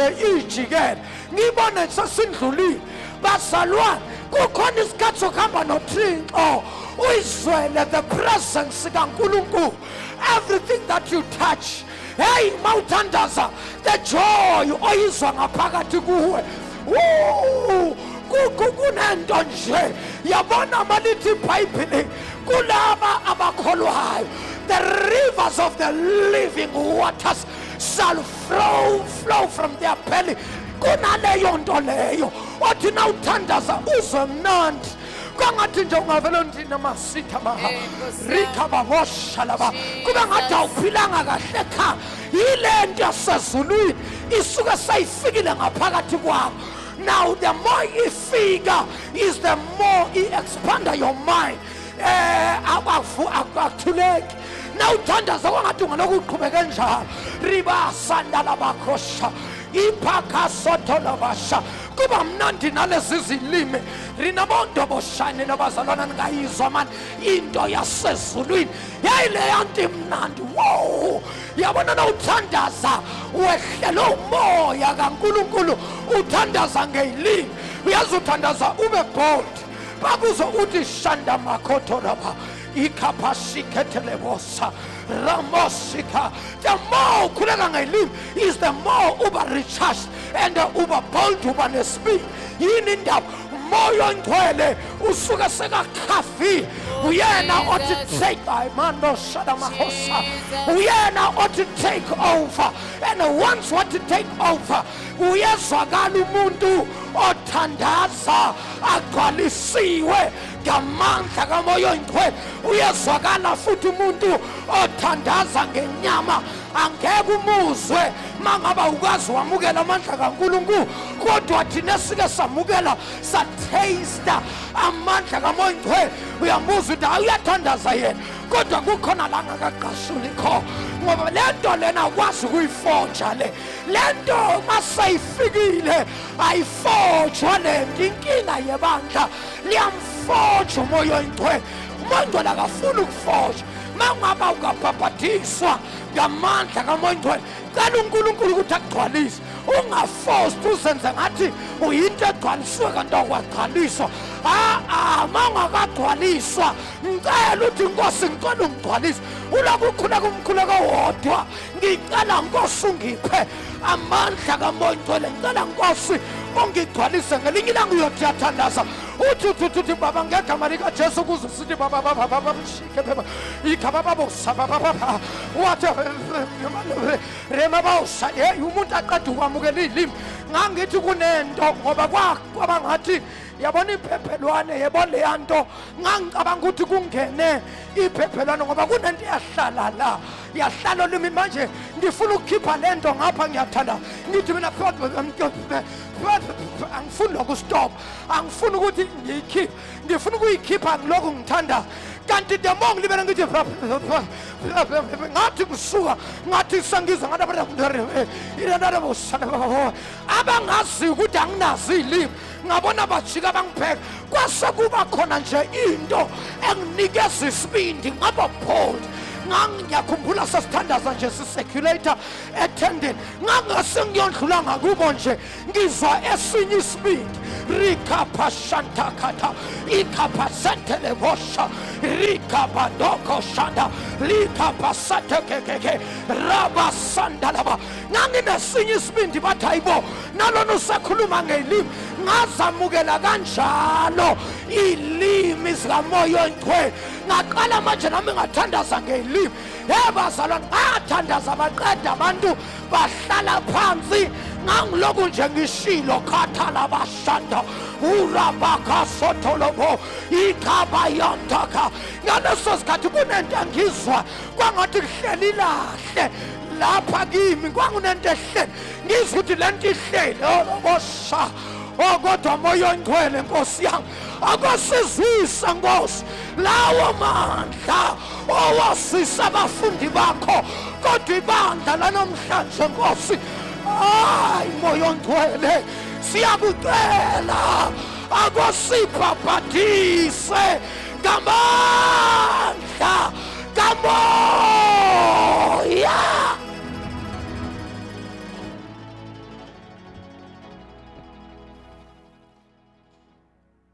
Yamukelwa ngokukholwa. Ngokukholwa yawamukela amandla kaMoya Ngcwele. Sesothandaza. Kuyingozi. Khamba isikhathi eside ensindisweni. Ungabhabhadiswanga ngamandla kaMoya Ngcwele. That is why emabandleni ungalalela kahle abantu abakhuleka ngelimi kunelimi ozizwa ukuthi lezi akuzona zasezulwini ngeke uzizwe uma unganawo umoya Ngcwele nabantu abathandaza ngama-tongues uweza ukuthi lama-tongues lawa noma ngathiwanga akona ama-tongues kamoya Ngcwele ama-tongues kamoya ongcwele nama-tongues amadimoni amadimoni namhlanje athandaza ngelimi ngithi mina amadimoni namhlanje athandaza ngelimi uma kuthandaza idimoni ngelimi wena onomoya ongcwele kuyahlaba kuwe uma ngabe ukuthi ngihlatshwa yini phela ngoba lo mzalwane uyathandaza nje kodwa nje kukhona into ehlabayo kukhona into ethi no mara ngoba umuntu othandaza ngelimi awumuzwa ukuthi uthini iBhayibheli lisho njalo lithi othandaza ngelimi uzirecharge yena omunye uthandaza ngelimi zayingilosi so now no one understand no one can there are people who can interpret ama-tongues there are people who can interpret ama-tongues ashaya umzalwane adubule ngelimi athi rabasathaka ikhabashadomokosaya rendeli ikamando bosa yirabakasekele bosha sithi uyathula hey nangumzalwane athi makasuka lapho ehle athi haleluya haleluya haleluya lesikhathi ehla ethi lesikhathi lo athi rikhabasondo kukhona yedwa lapha uthi umoya Ngcwele lo okhulumayo uthi ayilandele yonke inkulumo azayoqeda loya ehle loya ehle ngoba umoya kaNkulunkulu une-order lo o-interpretelwayo akazi uku-interpreta lo asakhuleka ngelimi kodwa Nkosi yami Moya Ngcwele ayikusafanele siyibuyise inkonzo kamuva nasoyibuyisa kwafanele nizile ngempela-ke uzombona-ke uNkulunkulu uyothi lona kaqeda sekehla abe siyaphakama lo isho kanjena inkosi uJehova ithi bantu bami usesitshela lento beyishiwo yiloya loya bekhuluma ngelimi lona useinterpreta ilimi ngamagama uNkulunkulu beprofeta ngalowa now ngoba izulu fanele liyifihle imessage that is why lo ayiprofeta ngelimi now phakathi kwethu kumele kube khona abakwazi ukuchaza abakwazi ukinterpreta ama-tongues. Oh glory to Jesus.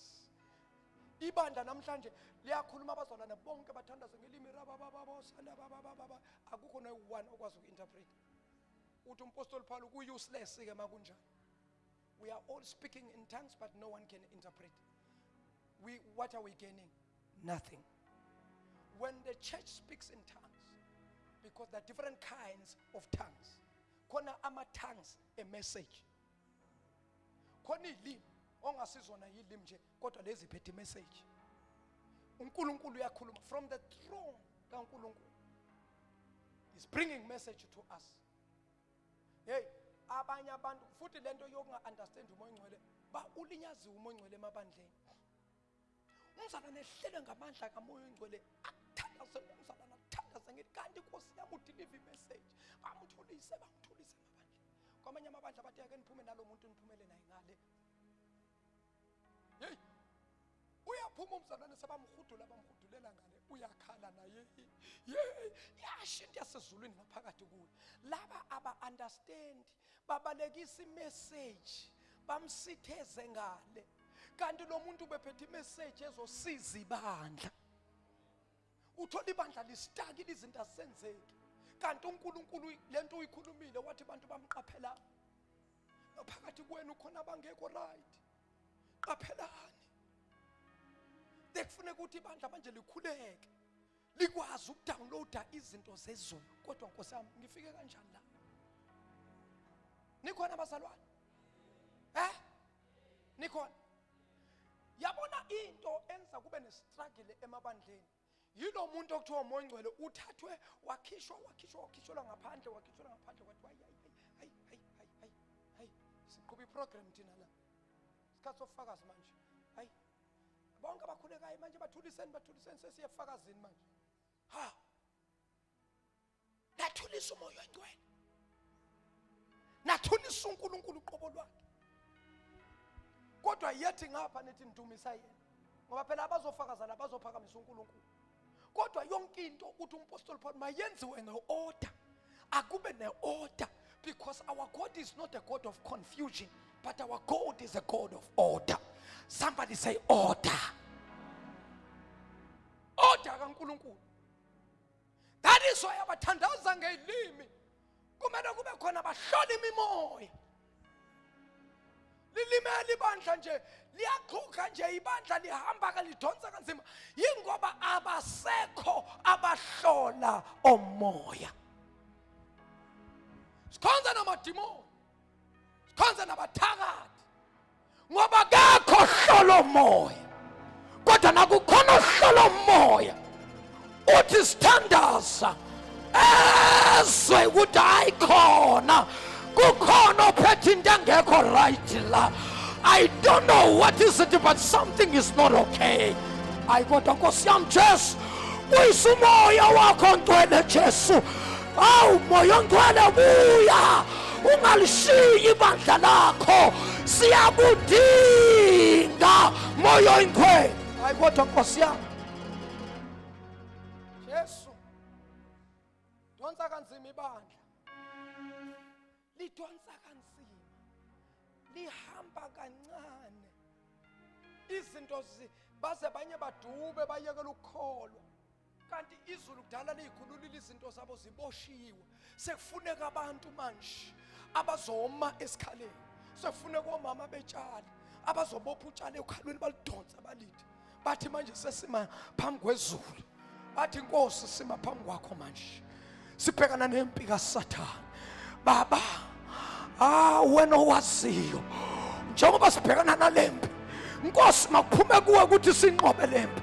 Balwe abazalwane balwe bathandaza abangcwele bathandaza omama sithandaza intombi bathandaza obaba. Hey la imfindisweni la iyakhala indoda la mayehlelwe ngamandla kaNkulunkulu ezweni uthi indoda kayikhala lengaphandla ayikhala indoda kodwa in the presence of the Lord a man cries. I know ukuthi lengaphandle kuthiwa tigers don't cry. Hey, tigers they cry in the house of the Lord. In the house of the Lord indoda yahlelwa ngamandla kaNkulunkulu. Uyibona indoda ithi ibheka phezulu kanti hayi ibuyisela inyembezi emuva yabona ubaba uNdawo njengoba la nangu umama wakwakho masehlele ngamandla kaNkulunkulu akabi nandaba ukuthi umama ukhona la umbona bheka phezulu umbona indoda ithi usindoda ithi oh haleluya haleluya akanandaba ukuthi kunabantwana bamla kunonkosikazi wamla wehlelwe yinto yasemazulwini ngoba into yasemazulwini ayifuni ukuvinjwa babuNdawo mawehlelwa yinto yasezulwini ungathe umama uyothini manje lo nkosikazi hey siyayibona later leyo siyayibona sesendleleni umama sekubuza ukuthi awubaba ngikubone lapha yana usuwehla inyembezi uthe inkosikazi angazi nami kwenzakale yazi ngize nje kunento engishoka ngize nje kunelahle lihlalo limini ngize nje kunelahle lihlale ekhanda lami ngaqala manje ngabe sengiyathanda kanti ayikhona kwehla into yasezulwini ayehle into yasezulwini ihamba hambe phakathi kwethu moya ngcwele siyakudinga siyakudinga siyakudinga baphathisi bandla lakho litakata basandaba riba kosotolo boshanda randa nemoshi katatata riba kasanta kadesh liba kasutu bakasita labaha mondo rika pashanda maha raka kakete leboshatapa ikapashikata labaha ulaba shantekele bosha ulaba baba yandele boshi kababa rika pashanda kata repe shakatebo uraba baba shandama reka keke bosha riba kasondolo bosha ila baba baba ya azalana ngesimenge inyawo akesimcenge uThixo singcele umoya ongcwele ala bashanda ala baba koshatanaba ela mande bebesia ila mama baba saya rakatele wangu umuntu akaphakame asayizandla vula umlomo ayicele umoya ongcwele shanda mosa shanda ramasi kaba. Everybody pray now.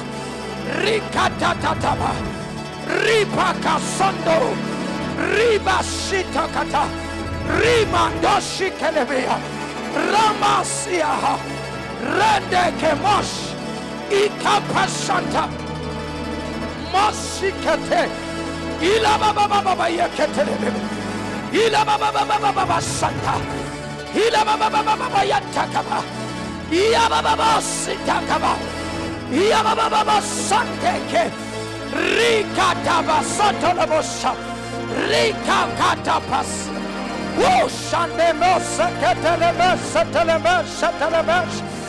shantalama rika papa rika tapakatata ripaka sotolebosha. Everybody pray now. Rinamando shikala baba hose reketele mesikata unamako saya baba ula baba shiketele ila baba santa maya rekekekeke riba satalaba unamabo shanteke ikapasikata ila mande ila baba sia urakata urababa yete uramako shataka libra sotorabasia libra kandumuka maha liba setelebersata ikatetetepepe ikatapakasaya ikapashantekete ripakasotomaha ulabashikandamaha ligandamara rabashatapaya uyasumlilo uyasumoya shantakabosha shantakamando rikapashikete likapayoto mandoloboshikababa ribababosita ikaparenteke ikabababa sayizandla ufuna umlomo. Everybody pray, everybody pray, everybody pray, everybody pray. Ilina mama shanda mama Lima Mama Shantaba. Shekatanabo Shikapapa. Oh yes, Jesus. Oh yes, Lord. Oh yes, Jesus. Oh yes, Jesus. Oh yes, Jesus. Oh yes, Jesus. Oh yes, Jesus. Enananananabosaya. Rekatelemos yanababosa. Mikababos and tekemos. Inamamama sandarababos. Inananamamamamasya. Rekebos santakadeshe. Ikaprasutu pakadeshe. Riba baba santa. Eraba sanderebosika. Erababosika bababosa. Ikatelemosante. Come on, clap your hands and open your mouth. In the name of Jesus. Rikamas. Zokotolobosika baba. Zekatelemos. Yes. Yes, church. Yes, church. Shandamasike. Ribaka sotolobosha. Ikatelebosa namaha. Renemosika. Zibako sotolobosha. Ikatatapasa. Rekatalabebebebebe. Rabashantakatapa. Ribaka sotolobosha. Ikatatareke. Ribaka sotolobashanda. Yes, Lord. Yes, Lord. Yes, Jesus. Shanananabos. Shandabos. Ikabos. Oh yes, Lord. Oh yes, Jesus. Agashayzanda zetu sefune mlomo yetu mesosiabo.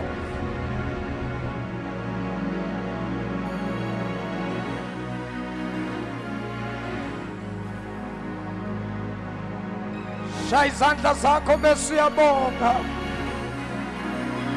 Manderebosiyanarabas. Rekatarababosayanarabas. Baba yetekelebosh. Shimakosotolobosanta. Reketerebosanta manderebos. Ola baba shiketelebebebebe. Shandekemos shandanamas yananamos. Ora masaya baba wenderebes. Reketelebebebe shikapapapasia. Roko poshanta mandereke. Rina mama sika mayonda la baba masaya. Ula baba yeketelebebebe. Ula baba yanderelemos na. Oh yes, something is happening now. Brosante kelebosha. Ikatata papa siketelebe. Rina ma sikepoyonto pakasitapa. Reketetetetetetetelebo. Nang segakona. Funinhlizyo yakho segakona. Shanda makosaya ikapa. Sheketelebebebesika.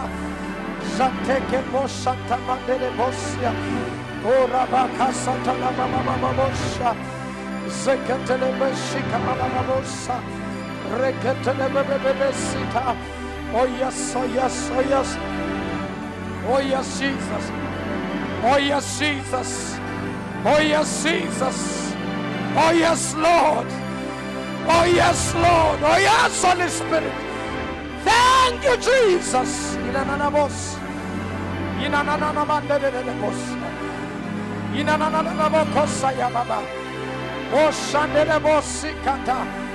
Reskavayonda mama sitelebos. Thank you, Jesus. Thank you, Jesus. Thank you, Jesus. Thank you, Jesus. Thank you, Lord. Oh, my goodness, Lord. I guess I'm shining his hand like a cool.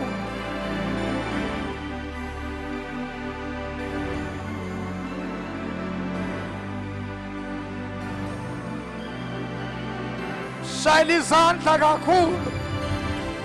Zishaya Pasgo Kandalaku Shine Mointoy. Thank you, Holy Spirit. We welcome you in this place. We welcome you. We welcome you. We welcome you. We welcome you. For the last time ngicela simshayele izandla ezinkulu.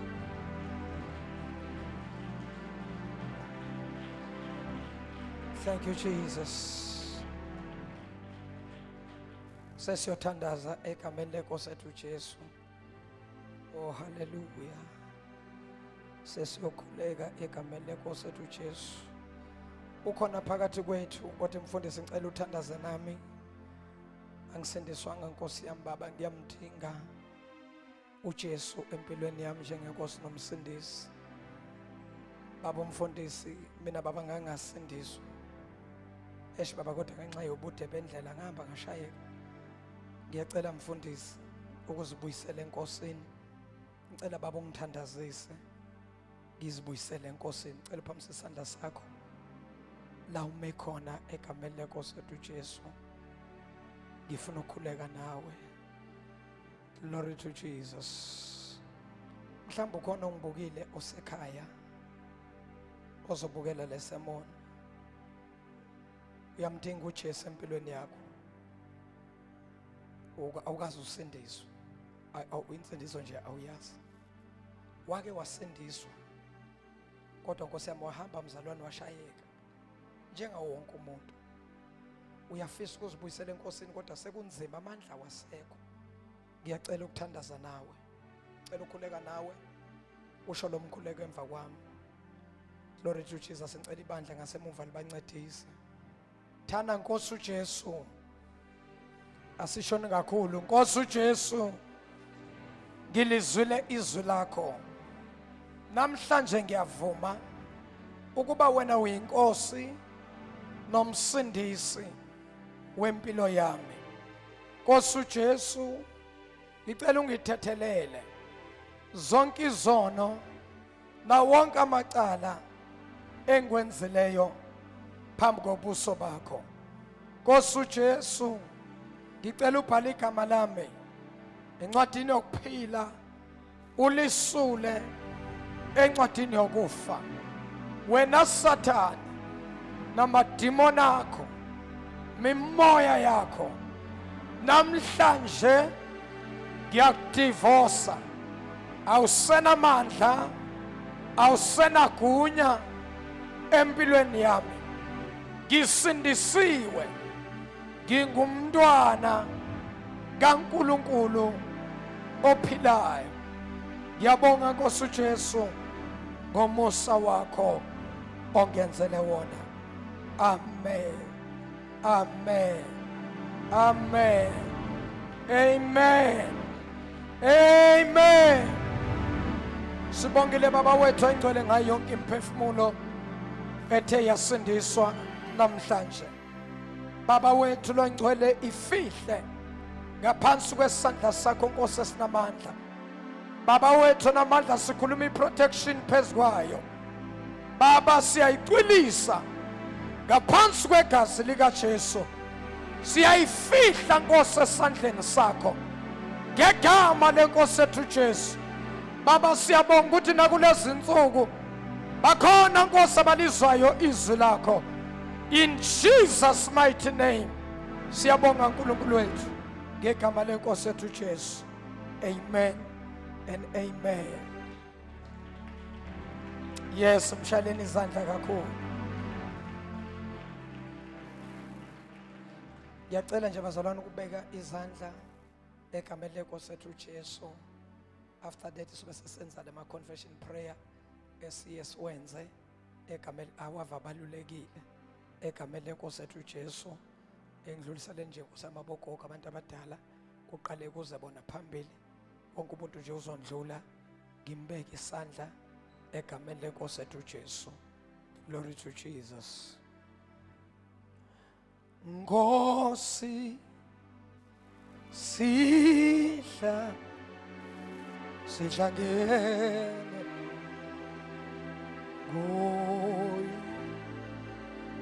kuyo indlu ya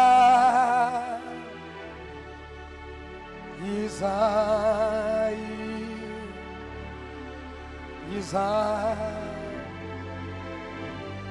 sesize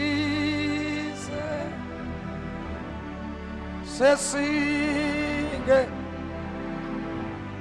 embusweni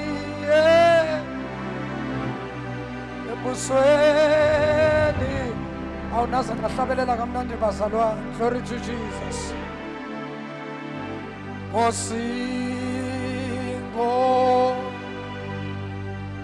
Osisi sihlange kuyo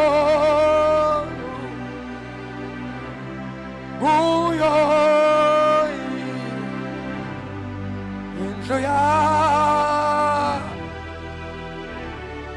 siyakhuleka yizana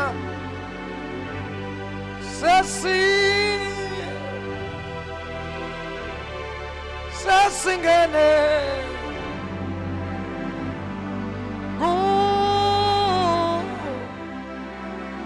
akwathiwa Nkosi Jesu embusweni. Baba, sesiyobeka izandla Nkosi, siyayicwilisa Baba izandla zethu egazini likaJesu. Akube lona lo mphefumulo esiyowuthinta, kube khona Baba okwenzakalayo Baba egameni lenkosi ethu Jesu. Nalifa lakho nalibandla lakho. Abanye bayagula Nkosi, banezifo, kepha Baba alikho igama elingaphezu kwegama lenkosi ethu Jesu Kristu. Abagulayo umemezela ukuthi sebaphilile, abakhwele imimoya umemezela inkululeko phezu kwabo, abadinga imisebenzi umemezela imisebenzi phezu kwabo, abadinga imishado umemezela imishado phezu kwabo. Baba wethu engcwele egameni lenkosi ethu Jesu, abanamabhizinisi ngimemezela Baba impumelelo, i-breakthrough phezu kwawo. Abafundayo uNkulunkulu wethu namandla ngimemezela ukuhlakanipha phezu kwabo. Baba wethu namandla basemishadweni abangatholi ingane ngimemezela ingane phezu kwabo ngelihle Nkosi yamakhosi igama lenkosi ethu Jesu. Father, we thank you and we give you honor. Master, we give you praise. Master, we give you glory.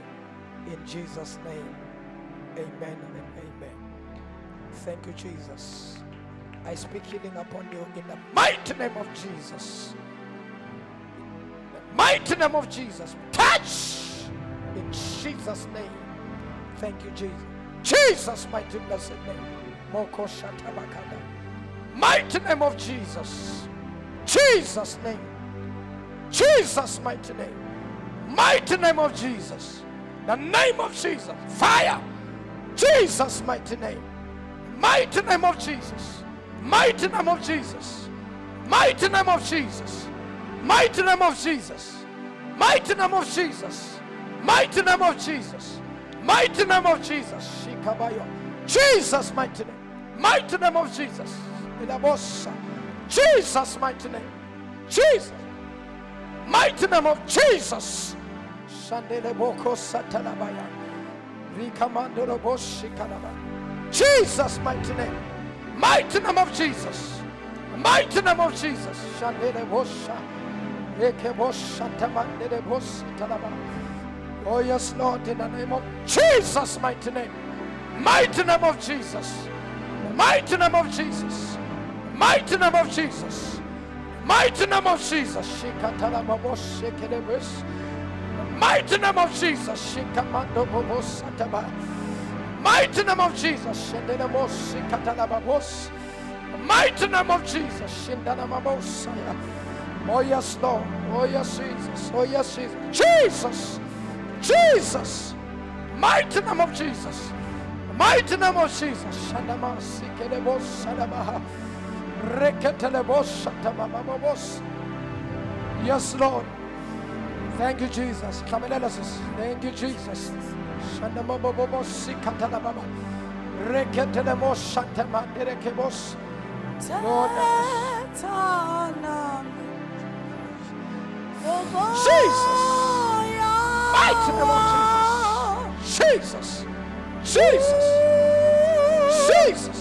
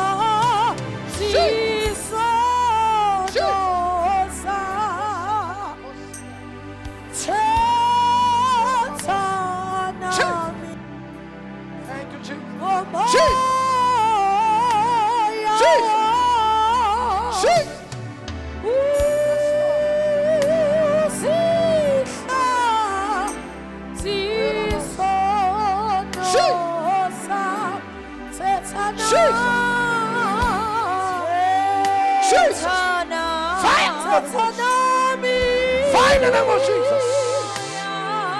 Fire, Jesus. Jesus. Jesus. Jesus.